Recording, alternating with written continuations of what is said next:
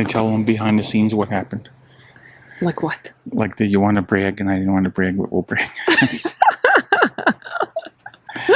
Oh gosh. Oh, we're on, right? Yeah. Hi, everybody. Well, this is my cameraman, Mr. Carmody. How are you today? Good. Very good. So, you were wondering who in the world is doing another 50% of all the stuff in the garden? Meaning the stuff behind the camera? Well, this is it. Mr. Cameraman, Mr. Irishman, the Irishman I married, Mr. Carmody. Yeah. How are you today? Good. Tell Very us your good. story. Well, we met when I was in the Peace Corps. 23 years ago, we were married. I served in Peace Corps Ukraine. I am Ukrainian. I lived at that time in Ukraine. My husband lived in the United States, in New York City, as you can say by the accent. Right. I can't get rid of the Queens accent. We moved here 13 years ago from Queens, and we had our second child. My wife wanted to have a garden. And so here we are. And it's quite a beautiful garden. It gives us a lot. It gives us rest, and it gives us food, and it gives us pleasure. Are you the gardener? You're the main gardener. Yes. And I learned from you. Yes, that's true. And I'm sure you appreciate the garden. Certainly. All those reading hours you're doing in the garden. Certainly. I love to sit in a shady spot, depending on the time of day. After work, have a nice cold beer, have a book, just relax, sit. And especially in the evening, the garden is very nice too. And early in the morning, of course.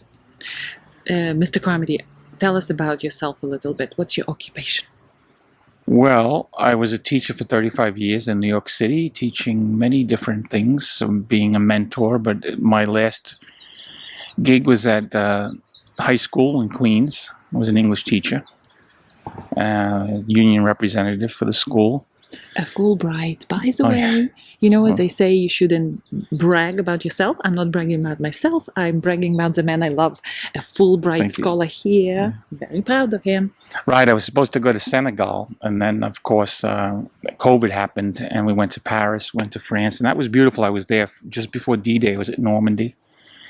And I really appreciated that. The Fulbright is a top-notch organization. They really do right by the folks. And I guess I can put a pitch in for teachers out there. Check out the website, Fulbright Scholars, Teachers. It was one of the best experiences of my professional career. And I wrote a book, a mystery book. Now he's bragging. Local press, I'm trying to... Okay, you can buy it on Amazon, by the way.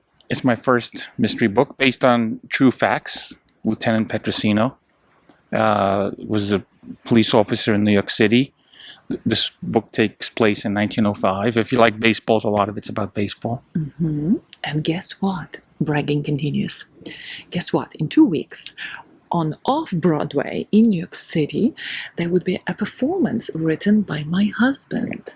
Tell us about that. Well, it's a Catholic Playwrights Festival, and it's not my first play. My first play was in 1991 off Broadway at the Harold Claremont Theater. So it's been quite a while since I've written a play and had it performed. But this is nice. I believe it's the first Catholic Playwrights Festival at Theater 71 off Broadway, 71st Street, Manhattan. I'm doing this sign, Yeah.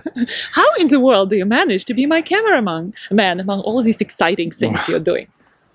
How was it to be a cameraman? Nice. I learn a lot from behind the camera, and I get to see. It's nice to watch how you do it and how you've improved in the 2 years or so since you've started. If your viewers go back to the very beginning and see. Oh my gosh, that first video of mine. And at the time we thought it was really good. I was so scared of camera. Good. Now you're a natural. No. I'm the one who's scared. There. Why are you scared? I don't know. I'm not used to being on the camera. Oh, okay. But yeah, you've come a long way in how you do your video and how you edit it and how it's fun. you add music. It's fun. I can see that. It's creative. Yes. Just like being a gardener is very creative. Selecting plants, understanding how different plants look next to each other, how they'll grow next to each other, and an overall map of the garden, the walkway, where the walkway goes, what the walkway will look like. Where to plant this bush or that bush, what this color rose will look like against the house. And so that is a very creative act, and I think you're very good at it. Well, thank you. Yeah, Very nice of you. it's true. What are your aspirations, Olga? I'll turn the tables now, and I'll ask you. What are your aspirations and hopes for your channel and your life as a gardener? Well, I'm almost finished with my master gardening program. Another month, and I will be celebrating, hopefully together with you, my official title, Master Gardener. So that's my short-term goal. And long-term goal, just, you know what? Just enjoying gardens, because it's such a different level of knowledge. The more you learn, the more you know that you don't know. So, and I just enjoy gardening. So I probably will be gardening till the end of my life. And hopefully, well, we are entertaining the idea of moving maybe at some point, Maybe. but not in recent future. So we will have a big chunk of land, maybe. But our kids are still high schoolers. One left to the university already, but two others are still in high school. So they still will enjoy this house, and we will see in the future. Maybe we will move. And then we'll begin a new story, a new blank canvas. Hopefully there wouldn't be a lot of things to correct on the new land. Usually blank canvas is quite exciting. I look forward to that too. But right now I'm enjoying my garden around my house. But from my point of view too, that gardening can be very, on various levels, intellectually stimulating, because understanding types of soil, types of plants, even attracting insects and birds to your garden. Then it goes into types of birds. We get a lot of nice, beautiful birds in our garden. Some of them come only early in the morning. He should go to master gardening class, you know? Yeah, it is very nice, because one thing leads to another.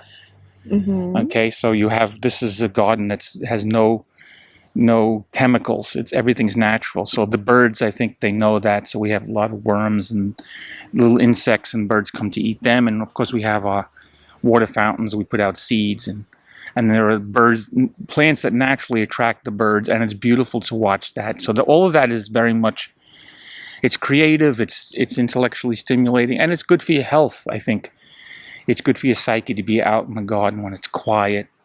Very much and so. It's peaceful, and it's fresh, and it's just so there are so many levels. Even as technically a non-gardener myself, I really do appreciate all your work, and it bears a lot of fruit in many different ways. It's warm today. Oh my gosh. Some of the warmest days of the fall we have right now here in Connecticut. Oh yes, it's very warm. But what we like to do is we'd like to pull out the picnic table and put it in the middle of the grass in the back of the garden and have a party and enjoy. I like to cook paella over the open fire. And I spent time in Spain. We both had the privilege to travel quite a bit and see a lot of the world. And in Spain, I loved, the Spanish food is very good. So I learned how to make paella, and I have a special paella pan. Irishman, basically. Yeah. I do the paella on the open fire with the wood. And then we have a big feast at the table in the middle, surrounded in, the sun is not harsh at the time of dinner, and so it's very nice. It's very peaceful, it's cooler, and we have good food, good people, friends over, and we just enjoy the environment of this garden. And then we have tea and coffee, and we sit until it gets dark, and it's just sometimes after dinner drinks, and it's just a beautiful garden it adds to our life. Oh my gosh, garden gives you so much pleasure. It adds to our life. Yes, that's true. And it's a lot of work. I appreciate how much work you do. But when you love it, that hard work is not as difficult, Sometimes I do have to force myself to weed or it gets tedious, weeding, trimming of shrubs. And watering, keeping on top of it during a heat spell. So, darling, how do you think I can improve as a cameraman? Well, you have to kick away the stones from under your feet. Very often, maybe you don't notice, but sometimes my cameraman follows me as a camera, and then suddenly there's a glitch, and I am looking. Yeah, sure. But you're good at straightening that. It has an uneven path here, and so I'm in bare feet, and sometimes. Yes, that's true. But you know what? Sometimes I should talk to my cameraman, say, "Is that correct?" And he should do this with the camera, or this with the camera. No, You know, we should get Yeah. you communication because into communication story. You're good at hiding those little jostles, though. No, sometimes You're they're good at- visible. But you know what? I do need to include you because Stabilize. sometimes You stabilize it. yeah, you sometimes just think about your stuff, and Well, my mind wanders sometimes. So that's it. The Yeah. big introduction. This is me. The story is revealed. That's the guy, the Irishman, the cameraman. Thank you, Mr. Carmody, Thank you, darling. for Continued agreeing success. to have a show. No, what do you mean? Reveal? No. At my Yeah, I guess YouTube? the big reveal. The big reveal on my YouTube channel. Yeah, and you really love it too. I can tell you have a Oh, yeah. passion and a real deep love for the garden, which is you cannot fake that, which is nice and it shows. All right, my dear gardens. We look forward to your messages under this video. And until next time, happy gardening. Hey, he said it.